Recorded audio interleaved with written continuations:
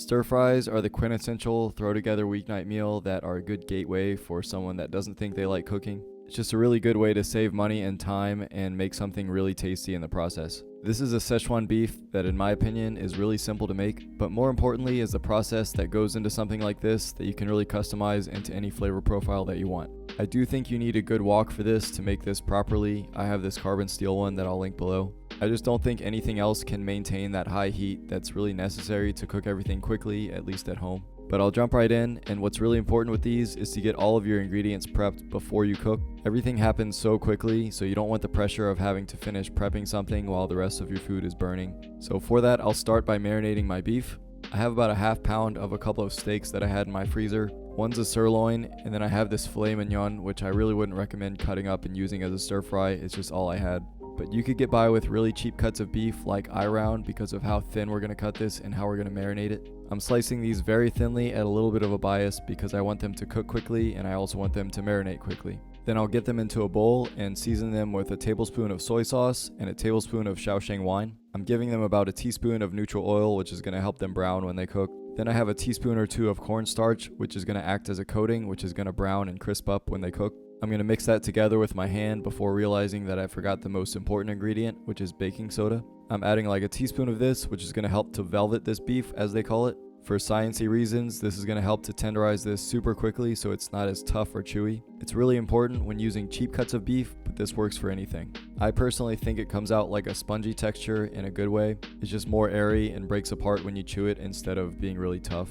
But I'm just setting that aside at room temperature. It literally just needs to marinate while we're prepping the rest of the ingredients. I'm going to get a pretty big dice on a medium yellow onion. I want these chunks to kind of be noticeable in the final product, so I'm leaving them pretty big. I'm doing the same thing to a green bell pepper, and then I'm going to use a spoon to peel a couple inch knob of ginger before cutting that into small matchsticks. You could just mince this up, but I see it done like this in a lot of Chinese cooking.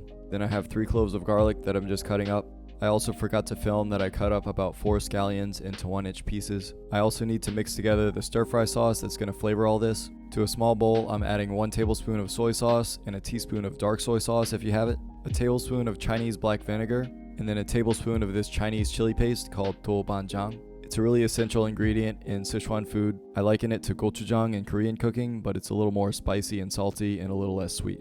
Then a teaspoon of sugar and some freshly ground black pepper. Mix that together and set aside, and that's a quick and easy stir fry sauce. Now to get the cooking process started, I'm going to get my wok on my gas stove. I just make sure to flip the grates to make them convex instead of concave, and that's going to help the flames get around the wok better. Before we actually cook, I'm just going to get this over medium-high heat and toss in about 2 tablespoons of Sichuan peppercorns. These, like the doubanjiang, are a really signature flavor that's going to make this what Sichuan food is supposed to be. They also have a really unique numbing spice quality to them, which is really fun, especially for someone that doesn't drink or do drugs. Oh my goodness, dude. What? You're incredibly cringe. Bragging about that is so weird.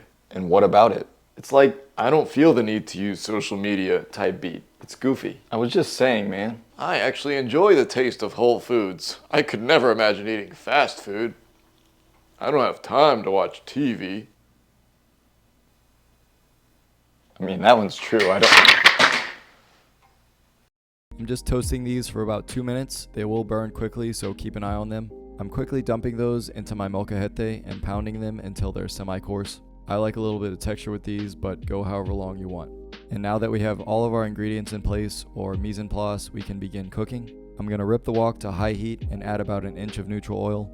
We're going to go somewhere between shallow and deep frying this beef. I'm going to try my best to separate these as I add them in, but they're very sticky because of the marinade. Don't worry too much about it because after a few seconds of frying, you can kind of break them apart more easily. I'm just trying to get a nice brown color around these. We don't really have to worry about cooking these through because they're so thin. You should more worry about overcooking these, so after about 1.5 minutes, I would remove them. Now in that same oil, I'm going to dump in the yellow and green onions and begin stirring them. These veggies have water, which will help prevent them from burning, but this is such a high heat that if you're not careful with stirring, these will burn. Those only need about 2 minutes before we add in the garlic and ginger. Just stir, stir, stir, and after another minute, I'm adding the bell pepper. I also had a leftover half of a red bell pepper from last week's video, so I'm using that as well. But this is the fun part. You're just tossing stuff in and just stirring it until it's cooked, which all happens so fast. That's why I call it the gateway to cooking, because I think even if you don't think you like cooking, this is kind of fun and it's hard to mess up. At this point, I'm adding a small handful of spicy chilies. If you can get your hands on Sichuan chilies, that's what you should use here, but I can't find those, so these are just some chiles de árbol. You can also add those crushed up peppercorns here as well. Then I can add my browned beef back in and stir all that together. And then I'm pouring in that sauce that we made, and I'm trying to hit the sides of the wok at first so it kind of sizzles as it goes in. That's just going to add a little more Maillard reaction to this, which is delicious. You could stop here for a really thick and luscious feel, but I want to make this more akin to the Sichuan beef that I had in New York City last year. It was way more liquidy, but it also had a lot more oil, which I don't want here. I am going to serve this with some noodles, so I want this to mix together well with them, so I'm adding a little bit of water. I would add some kind of stock, but what I'm going to do instead is with the water add some of this dashi powder. It's just this really popular beef stock powder that's used in recipes in Korea, and I bought some when I was there in April. I'd say I added about 3/4 of a cup of water and a handful of this dashi powder. And like I said, I had these Chinese noodles that I bought months ago for my dan dan noodles video. You could definitely serve this with rice, and that's what I would normally do, but I was trying to use these up. I just boiled those and got them into a bowl before adding this beef on top. This is packed with flavor, and there's so much going on here. It's not the easiest recipe of all time, but it is quick and it is worth it in my opinion. It's a step up from just adding some meat, soy sauce, and veggies into a pan, but it also doesn't take days to do, and it still tastes amazing. I mean, I'll let you know what I think about it so you can see if you want to try it. Let's get to the taste test. I've said it many times before, but Sichuan food is just some of my favorite. It's kind of hard to find around me in New Orleans, so if I really want to eat some good stuff, I have to make it. My voice is a little gone this week for whatever reason, but I'm still excited to eat this. Cheers.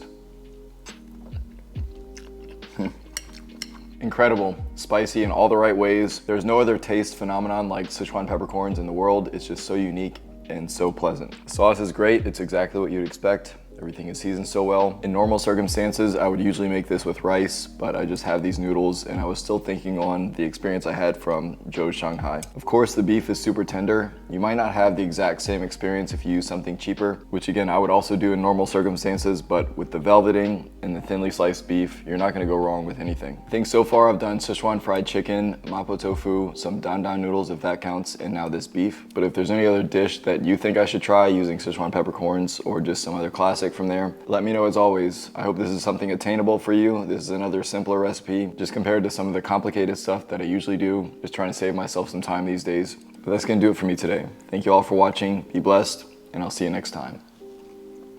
15-year-old me would be absolutely floored if he saw this.